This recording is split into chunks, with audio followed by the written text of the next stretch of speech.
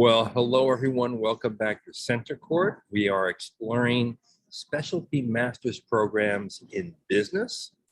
And in this session, we're going to talk about an incredibly hot topic and an incredibly hot program in the field of business analytics. We have three great business schools that offer master's degrees in this field. If you don't know why this field is hot, well, let me tell you. It's because we are swimming in data. The amount of data that's being collected today is unprecedented. And the big challenge for business is to utilize that data, to leverage it for effective decision making. And each of these programs turns out graduates who, in fact, can help companies do just that. So let me introduce our panelists and our schools. From Purdue University's Krannert School of Management, we have John Gibson, the Associate Director of Graduate Recruiting and Admissions. From Baruch College's Zicklin School of Business, we have Rebecca Watts, who's Director of Graduate Admissions. And from UMass Amherst, the Eisenberg School of Management, we have Tracy Hess, the Associate Dean of the Eisenberg Graduate Programs. Welcome, everybody. Thank you. John, why don't you get us started off and give us just the nitty-gritty basics of your program in business analytics. How long is it? How does it exactly work? What size is it? How long it's been around? Sure. So we've started in 2016 with the business analytics degree. We only can take in 120 students a year. So we typically run around 100 to 115 per class. The folks start in July and they finish in that following May. So it's a quick one-year program, and we basically take obviously data analytics and the technology and the tools that are used to analyze the data, but we also really kind of focus on technique as well. Obviously we do things like Python and RStudio, Excel, SQL, SAS, Minitab, the list goes on and on. But it's really about the techniques and utilizing the technology. So that's kind of our program in a nutshell. Okay. Rebecca, what's your nutshell? Our nutshell is our MS in Business Analytics program was launched in 2019. We average at about 185 students a year, but we have spring and fall entry. So it's kind of split. Most people start in the fall, but we do have a class start in the spring. And our program, it can be completed in a year, but the academic director of that program really encourages students to try to complete it in a year and a half, because there is a capstone at the end of the program, and it allows students more opportunities for internships, more experience by the time they get to that capstone. And then we also have specializations within our curriculum for business or data analytics, accounting analytics, and marketing analytics. Oh, so you can basically craft the degree to the field that you're most interested in. Yeah. Terrific. Tracy, what's your nutshell at UMass? Okay, great, thank you. So our program started in 2017, and we have grown to the point that currently we have about 200 students in our program across all options, modes of delivery. So we have an in-person option in Amherst, and an in-person option at our Mount Ida campus in Newton, which is close to Boston. And we also have a purely online option. We admit students fall, spring, and summer. And our curriculum is, I think flexible is the word to describe it, in that it is a one-year program. And again, you can start fall, spring, summer. You could extend it and take a little longer, a year and a half, if you want to build in some internship time. It's also flexible in that you can incorporate some business foundation courses. So for example, as Rebecca was mentioning, someone might want to specialize in marketing analytics, supply chain analytics, but it's hard to do that without some foundation business courses. So they can bring in some foundation Right. business courses, Exactly. or if they already have that background, they can choose to take their coursework purely in the analytics space. And you have the in-person option and you have an online option, We right? do. So someone could choose to start in Amherst, take all their classes in person. Someone could choose to take all their classes online. But we also have some flexibility in that someone might decide, I want to take 3 classes in person and 1 online because I have a part-time job in the afternoon, or I have athletic practice in the afternoon. So we do have, because of the size of our program now, we have every class pretty much offered in person and online, which gives students a lot of flexibility in how they complete the program. Right. Yeah. Now, who would you say is most attracted to the program and how does it serve them? Tracy? Okay, great. Yeah. So, that's an interesting question, especially coming in off the pandemic. What we've seen is, and I was meeting with the group last night, we've seen students who are treating it as a 4+1. So they are completing another undergraduate degree and immediately moving into an MS in business analytics. And that ranges from undergraduates in social sciences, more technical degrees like engineering, computer science, and even undergraduate students in business. And our program is really designed to support all of them wherever they are as they enter the program. And then we also, with our online option, we also have students who have work experience, who are working full-time, and who are either trying to enhance their abilities on the job or make a career shift. So it's fascinating to see, but we have a wide variety of backgrounds. It creates a really interesting community for our students. And I have yet to not see a background right among our cohorts. Yep. Becky, I'm assuming you would have a similar answer for Baruch.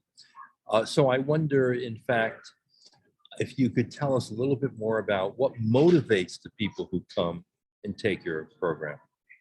Yeah, so our students range, the average is about 3 to 4 years. And so they're actually a little bit more experienced than many of our other MS programs. And I think that's because people, once they're working in the field, they all see the beauty of data and they're like, this is the thing I need. And so they're working in finance, they're working in all kinds of industries, they're in management, and they're like, I need to be able to harness and leverage data.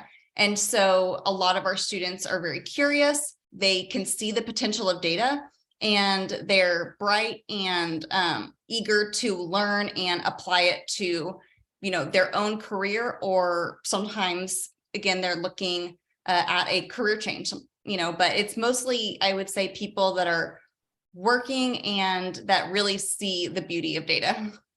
Yeah, the beauty of data. I love the phrase.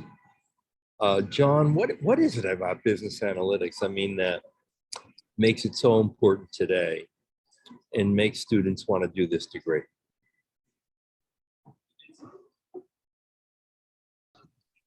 And I made the mistake of having my mute on. But I think you hit it on the head right at the top. It's really about, there's such a massive amount of data that's being collected at every step of the process, right? From the raw material stage all the way out to, the consumer product, whether it's a good or a service. And so companies are trying to find efficiencies, inefficiencies, because every step along the chain really matters to the bottom line.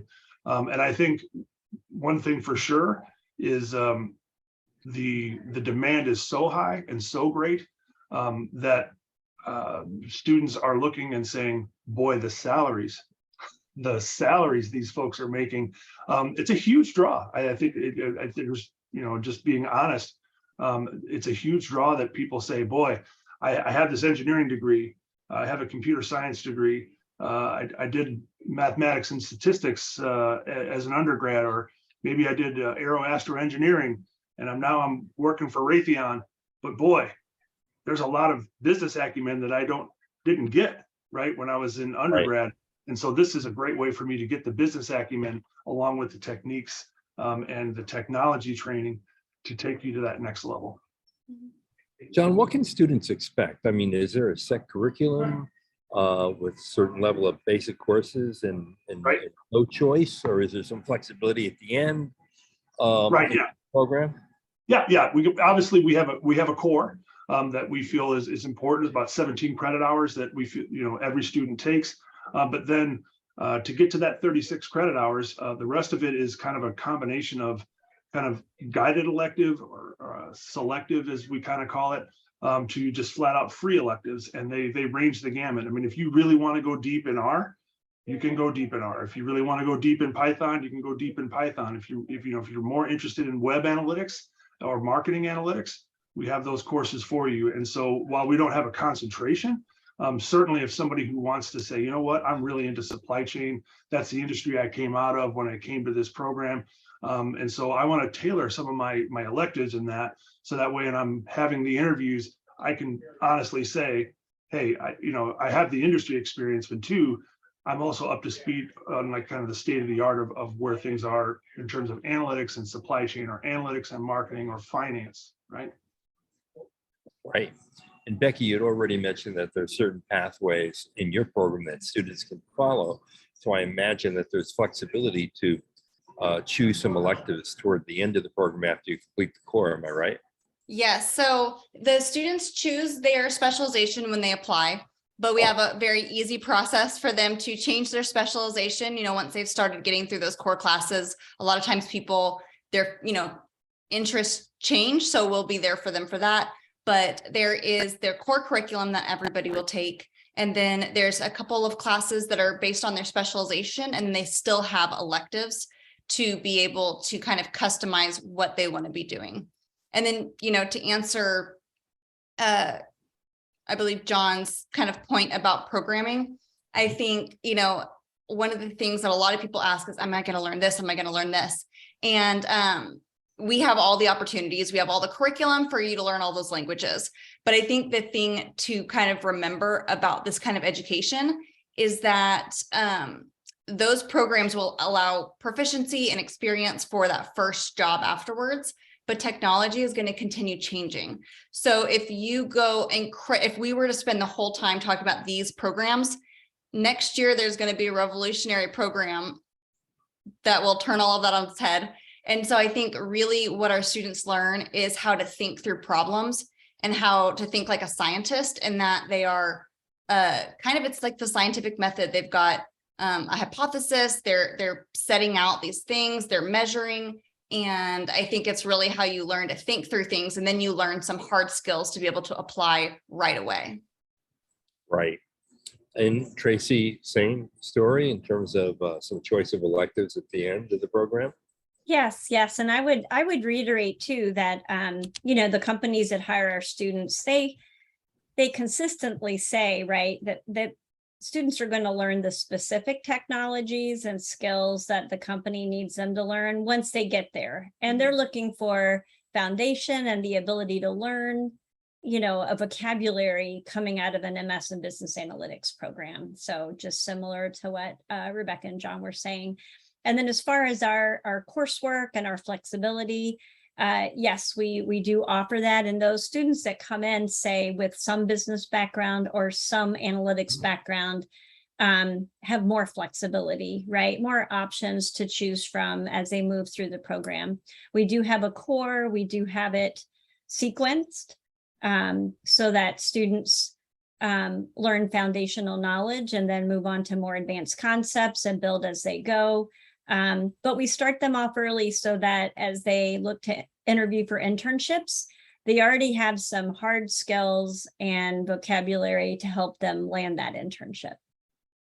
Right. Now, when I hear all of you talk about languages and using the words Python, it makes me think, okay, well, I'm a poet. So could a poet enroll in this program and do well, Tracy, or does it take a quant? I'd say yes, they can enroll in this program and do well, right? So we do start them off at the right speed with broad coverage, hands-on work. And they have some flexibility as do they want to jump into Python right away, or do they want to work, take that the second semester. And our faculty are very open and flexible and meet students where they are.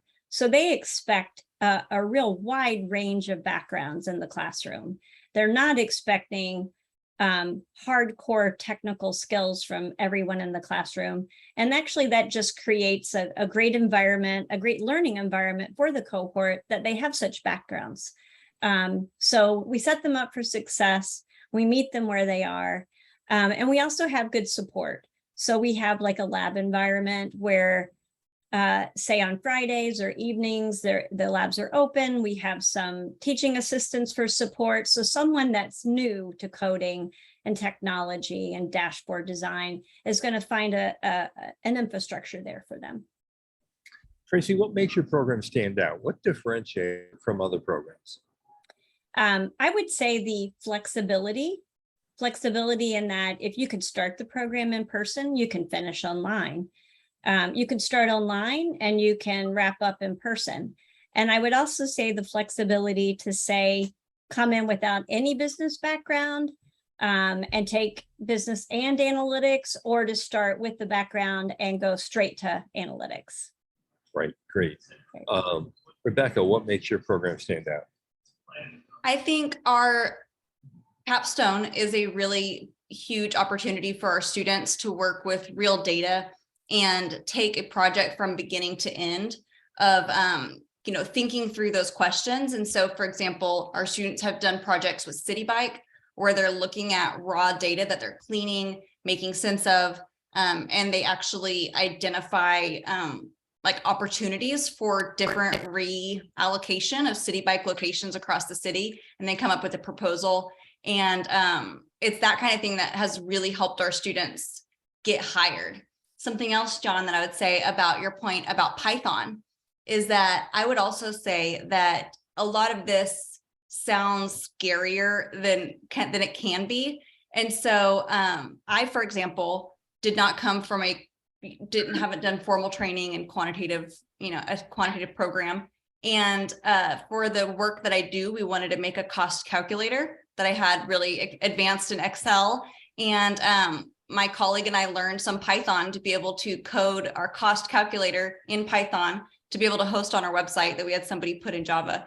And, if you understand Excel syntax, formula syntax, then you can pretty, make sense out of some Python. So I think that's the thing, is that it's building blocks. And a lot of times people find that it's more approachable and there's more application to everyday life than they maybe thought there was. Well, that's impressive. If you guys could teach Python to me, I would be really John, what differentiates your program in business analytics?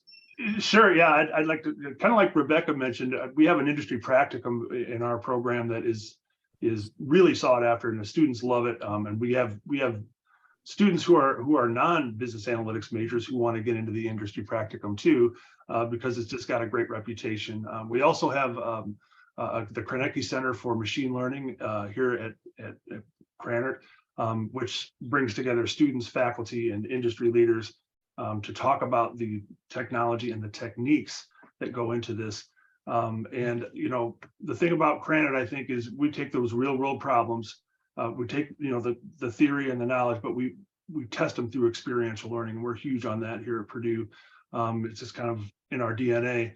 Obviously, there's industry certifications and things like that, but to kind of, because I think we touched on a great thing, John, when you're talking about the poet versus the quant, right? One of the interesting things about our program that I've noticed is we have the traditional backgrounds, right, of undergraduate major that I think all of us have when it comes to this type of degree. But two big ones that stand out to me are the English majors that we get and the psychology majors that we get. Right now, maybe people who are watching are going, English majors in an analytics program? Yes, because I think most quants might say that they don't really like the poet side of things. The poets are like, I'm not a big fan of the quant side of things, but boy, you put them on a team and like you do in the real world. And someone's got to tell the story. And I think where those kind of classic liberal arts majors come into play is getting that understanding of what the data is saying, and then being able to translate that into a story that, whether it's for a business decision or for a consumer or for another business, if you're doing business to business, to tell the story of why this is the solution. Yeah, and I will say, you know, as an old English and political science major, I do consider myself geeky, and I love wading through and getting involved in data, and you know, learning the insights that immediately come from getting yourself immersed in a data set, which is remarkable, really. It's like turning on the light in the room. Yep. You see things you otherwise would never have seen before. John, I wonder if you could speak also to the whole issue of what you're looking for in a candidate. I mean, sure, there are test scores, which you may or may not require, and there are undergraduate GPAs, but give us a sense of who is ideal for your program. Great. Yeah. How do you assess them? Sure. So we use holistic, obviously, but you know, test scores matter, experience matters, your GPA, and you know what that prep was in your academic, you know, background as an undergrad was, your experience. But we're looking for more than just that. Obviously, that goes into the calculus of how we're deciding whether we should admit someone or not. Are you somebody who can contribute in a meaningful and enriching way? What are your problem solving skills? And we ask you a series of questions through various things, whether it's an essay format or whether it's a video format. You know, what emotional intelligence do you bring, right? It's great to have that kind of heavy quantitative background. You can really grind with the best of them when it comes to going through the data. But what's your emotional intelligence in working with others, and in being able to tell the story? You know, that it factor. Do you have that it factor, that kind of that pioneering spirit? Are you showing initiative? Have you had some career growth, even if it's only maybe a year or two? And I think one thing about Purdue and Purdue students, it's all about grit and determination. And you know, a Boilermaker is tested in fire and in solving big, hairy problems. Is the best way we can describe it, right? So I think we're looking for a combination of that, and there's a lot there. But you know, obviously it's more, and I love the way that you're saying it's more than just the test score and you know where you went to school and what your undergraduate major was. There's so much more involved, especially when companies are looking for all of those factors. That's the same factors we're looking for. Right. Rebecca, how do you assess the it factor?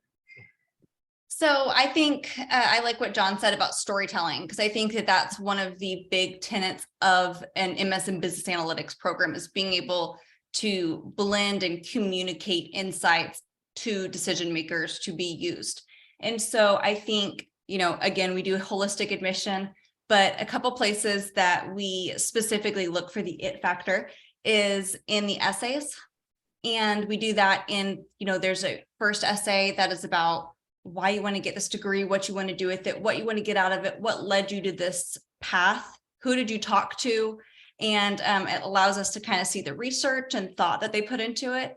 I think in admissions departments always worried in the back of our minds that somebody got into the program and is going to end up graduating and say, this is not what I thought it was. I wish I'd known. I don't know why I just wasted all this time. So we want to make sure that students, you know, have done their research and are able to communicate their why. And then in terms of their problem solving, we have another essay that they have a choice between prompts. But one of the prompts, for example, is what's a social issue that you care deeply about and how would you contribute to a solution? And I love being able to see part one and part two, because many students don't answer part two and they just spend the whole time talking about a social issue. And we're like, yeah, but we want to see how you think and you be creative and you kind of put an idea out there and maybe back, you know, kind of think through that. And so I think that that's where creative problem solving and curiosity and maybe a little bit of abstract thinking comes in terms of us being able to recognize that in a candidate. Great. Tracy, your secret sauce for selection of Yeah. candidates? So we look at we are holistic, and we look at a range of attributes and not just one, right? So, we might find that someone, their undergraduate GPA isn't what they'd hoped, but their test score is strong, right? Or someone might have a great score and a not so great score, but a very strong GPA, right? Or just incredible work experience. So we really look across the board. And there is no one profile that we're looking for through our admissions process. As far as what we look at in addition to the basic attributes, we have a personal statement, just one personal statement. And what we look for there is how they plan to use this degree, right? Why they chose it, how they plan to use it. And again, we just see a wide range, right, of stories there. And we're really just looking for a compelling story on how an MS in Business Analytics is going to take a student on a journey, on a pathway that will help improve them. Now, do all three of your schools here, are they test optional? Do you grant waivers for standardized tests? Do you require a standardized test? Tracy, let's start with you. Yeah, so we are test optional if they meet, say, a GPA requirement. So kind of going back to the flavor of, we don't just look at one thing, and excelling at one thing can really make you stand out. So if someone has a strong GPA, they do not need to submit a score, so to speak. They're welcome to do so if they feel like other parts of their application aren't as strong. We're very flexible there. And John at Purdue? Yeah, very similar. We have waivers that are available for the residential program. And I should have mentioned earlier, we do have an online program we just launched in the last, say, 18 months or so. But I think Tracy made a great point, is that, if you're recently out of undergraduate and, you're a statistics major with a 3.5 GPA, we think you got the quant down.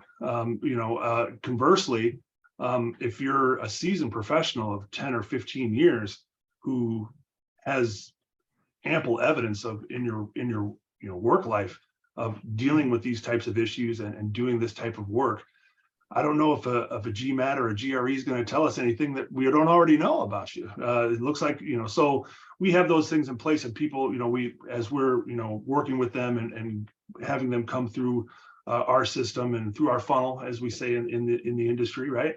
We triage that and say, look, we think you're okay, but here's a form. We'd like you to fill it out and explain to us why you don't need to take this test.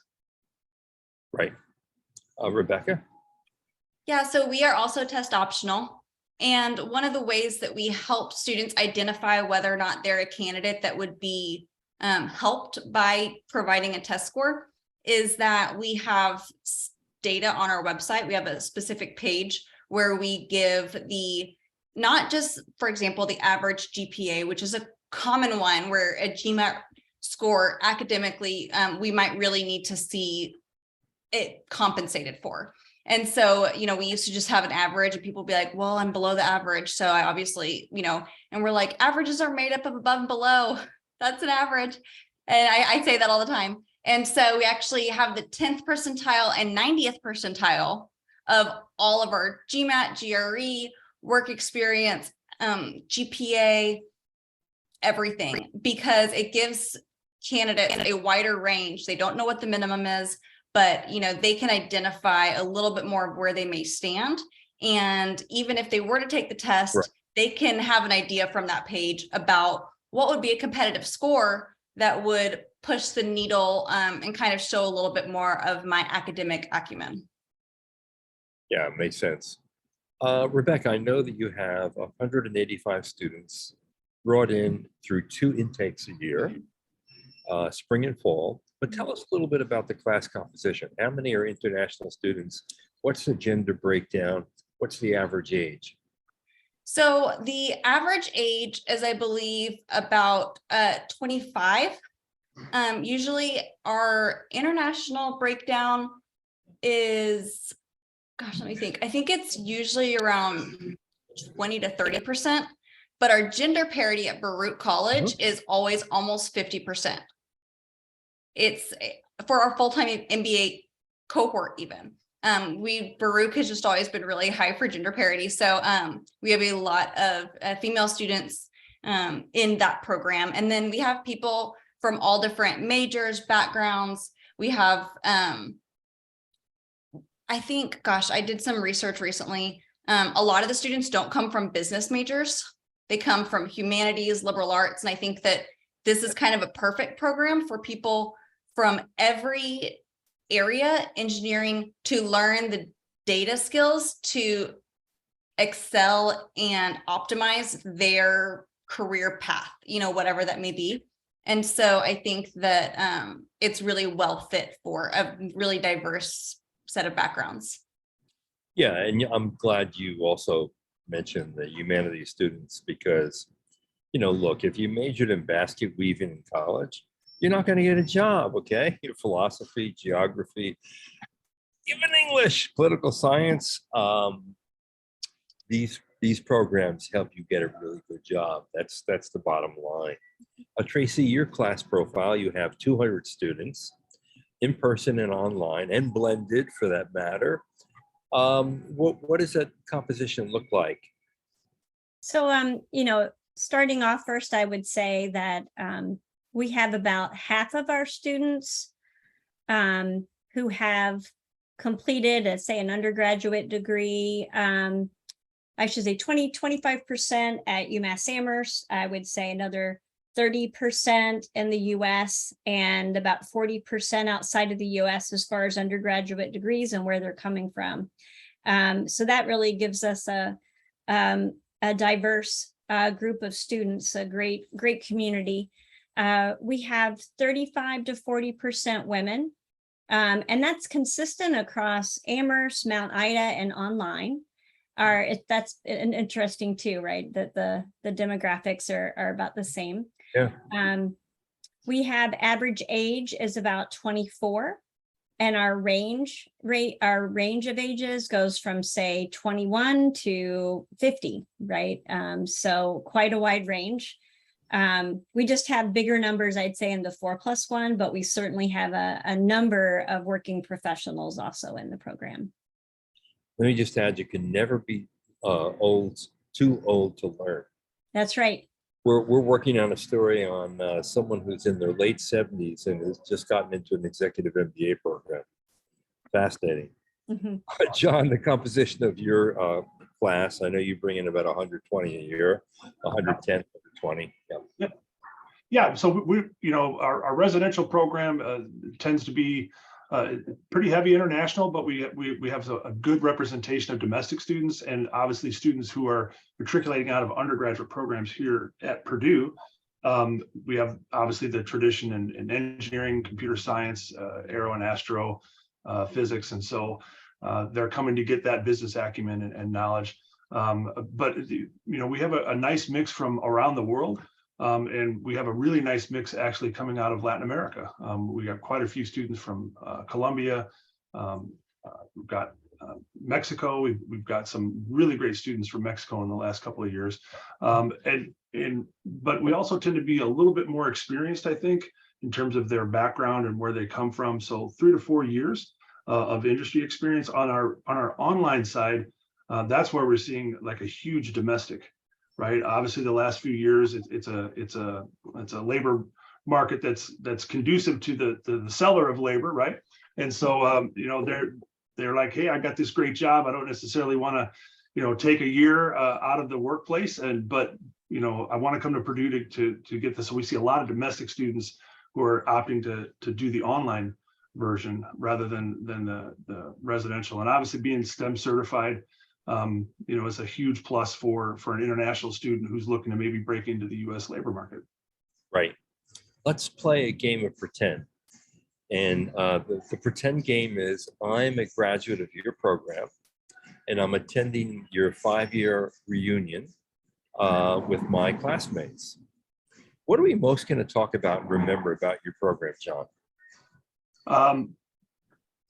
I think it's exactly what I've said in other forums.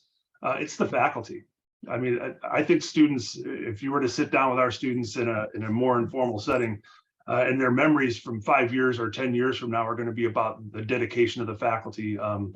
Especially our business analytics faculty are just so hands-on, and they take so much care in crafting their courses, setting up these practicums and working with the industry partners.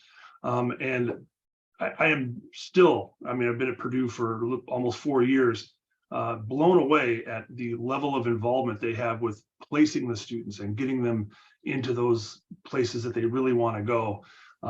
They are just so engaged in taking students to conferences, and whether it be Informs or some other type of industry conference to get them exposure. They really go above the extra. So I think our students would definitely say, they want to have a list of faculty that would show up to the party for the maybe not so much the staff or whatever, but definitely the faculty. Tracy, what would my Eisenberg classmate?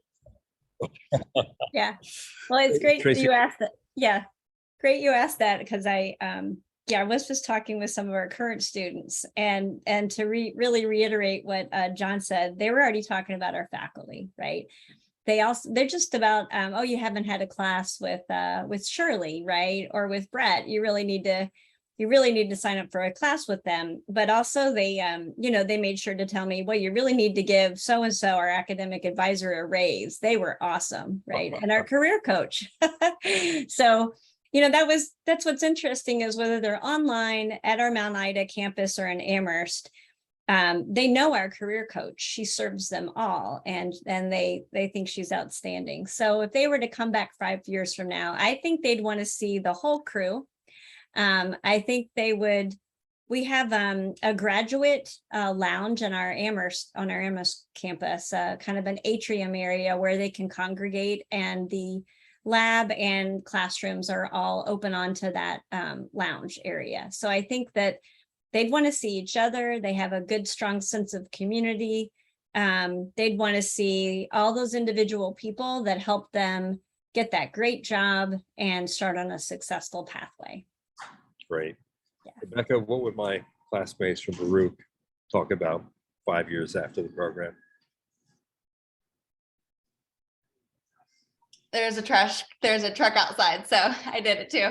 I think that they would be most excited to talk about the Zicklin Career Management Center, the GCMC, Graduate Career Management Center, in that it's a very robust, I think, large department serving all of our students and our career coaches. We have people that are, some of them are former executives that got involved through executives on campus and then decided they love giving back and wanted to work with graduate students. And then we have people, I mean, basically all of them have industry experience in one field or another that our students are looking at.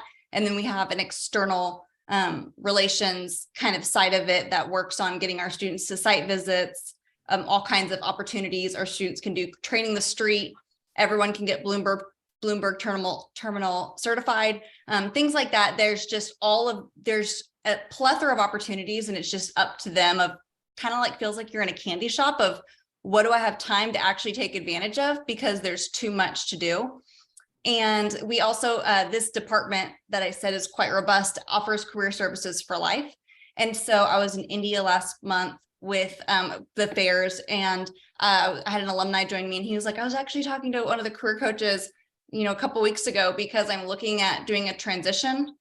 And I've, been working in this field, and I just kind of wanted to talk through it with somebody and have a sounding board. And it was basically exactly the scenario of hearing an alumni talk about how helpful that relationship and that having somebody to kind of connect you with other students that are going through the same thing can be for them. Yeah, Rebecca, I wonder what your expectation of demand might be for this program in the years ahead. Business analytics, in other words, is not a fad, is it?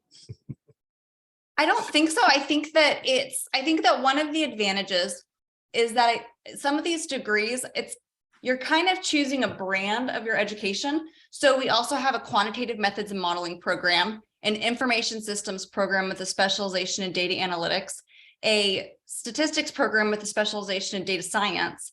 And a lot of them you can really find similar curriculum, similar products or projects. It's just kind of what degree they want on their LinkedIn, on their resume, what degree they want to kind of attach themselves to communicate to others what they're capable of. And a lot of times an information systems program is going to satisfy a lot of what the business analytics does. But I think that it's a term that employers have come to know what it means, which just legitimizes it more and more. And that it's kind of like the MBA of they say, okay, well, I know they know statistics, economics, business law, accounting, like they know all of these things. And I think that business analytics is developing that kind of reputation long-term. You agree, John? Yes, I'll date myself here a little bit, and I think some folks might remember in the 90s, information systems was huge, and business schools were scrambling to find faculty, right, and to teach these courses, and it was such a brand new. And I see business analytics as being very similar. It is so hot right now, and I think my colleagues would agree, both in terms of the demand for our programs and then employer demand. It's almost as if we can't turn out analytics majors fast enough for industry, and it's all types of industry. So I don't see that changing anytime soon. Obviously, there's huge strides, and we've talked a little bit over the last 45 minutes about how things change literally overnight, and the programs change, technologies change.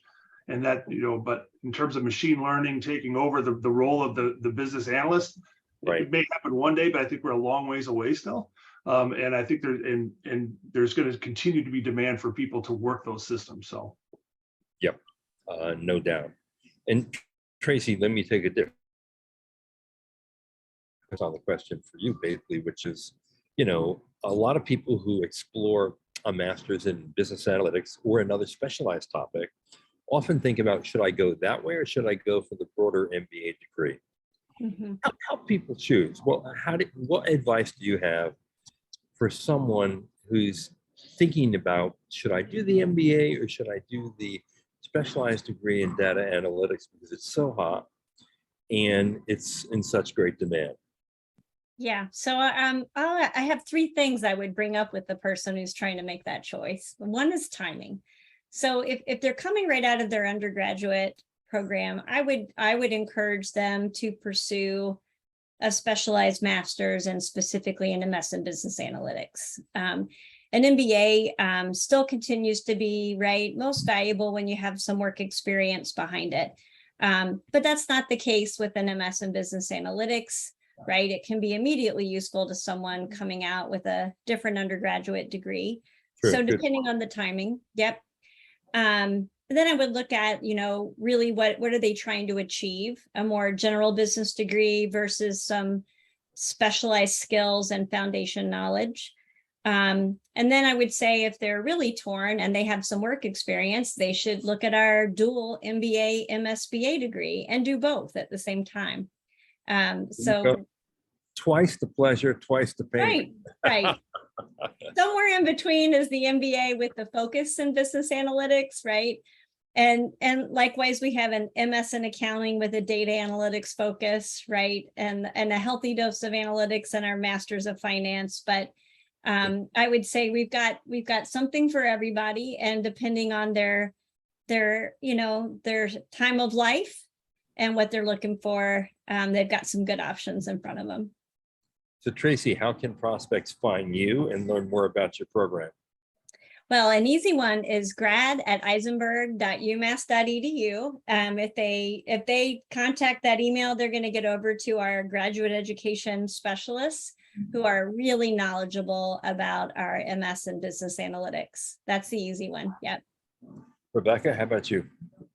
Yeah, so I think if you were to Google Zicklin graduate admissions, Baruch goes by Zicklin a lot because we're the Zicklin School of Business, right. You would see all of our admissions information, but we have a box that says connect with us that has links to one-on-one appointments with admissions advisors, live chats on Wednesdays that you can come and go from, mini classes, connecting with a student ambassador, so many different opportunities, and obviously our email address. So we have all of that accessible on our admissions page.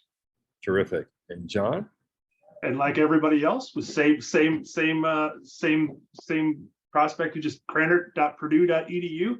We'll find all the information about our analytics programs, but all of our programs, of course, and ability to connect with an advisor, connect with faculty, connect with our student ambassadors in a variety of ways, and engage us in trying to learn more about our programs. Terrific. Hey, thank you all for a great session. Really appreciate it. Love the insights. I'm sure our audience will as well. Obviously, there's a lot of interest in business analytics programs, and here are 3 really great ones. Rebecca, John, and Tracy, thanks for being with us. Thank you so Thank you, much. John. All right, this is John Berger, Poets and Quants. You've been watching Center Court, our deep dive into business analytics programs at 3 great business schools. Thanks for watching.